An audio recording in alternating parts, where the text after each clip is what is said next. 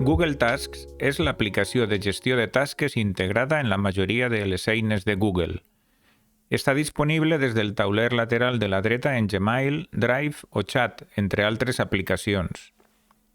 Per a crear una tasca des del tauler lateral, farem servir el botó per a afegir una tasca.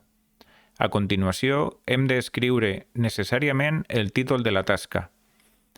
Opcionalment, podem afegir més informació en els detalls i la data i hora en què s'ha de dur a terme la tasca. Si afegim una data, podrem veure la tasca en el calendari de Google. També és possible configurar la recurrència de la tasca. Si establim, per exemple, que es repetisca cada setmana, quan marquem la tasca com a completada, desapareixerà de la llista fins a la setmana següent.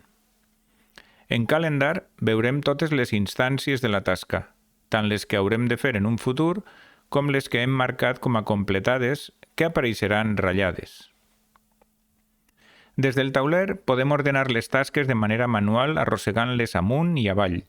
A més, és possible afegir subtasques dins d'una principal. Tenim l'opció de crear llistes de tasques addicionals. Això ens permet, per exemple, separar les tasques relacionades amb la investigació de les que tenen més a veure amb la docència.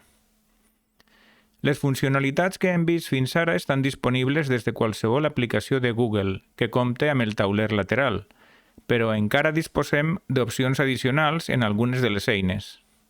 En Gmail, per exemple, podem crear una tasca a partir d'un correu electrònic. Quan la creem d'aquesta manera, la tasca inclourà un enllaç que ens facilitarà l'accés al correu des del tauler.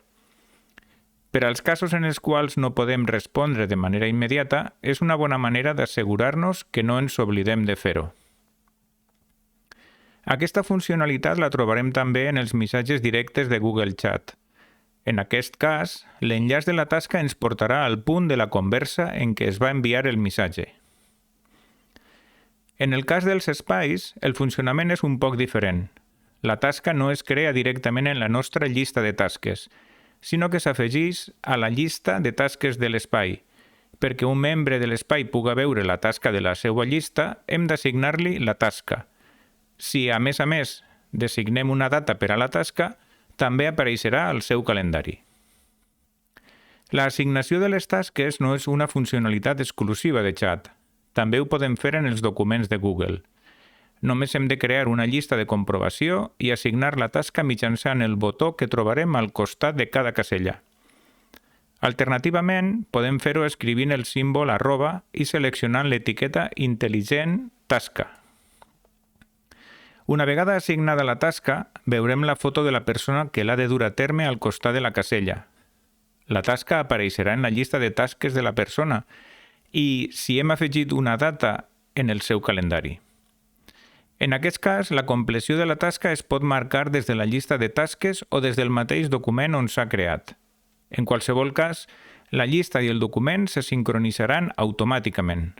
És a dir, si la persona que té la tasca assignada la marca com a completada des de la seva llista, es marcarà la casella del document. I al revés, si marquem la casella del document, la tasca desapareixerà de la llista. En el telèfon podem veure les tasques que tenen data assignada en l'aplicació de Calendar i també podrem crear tasques a partir de correus electrònics en la de Gmail.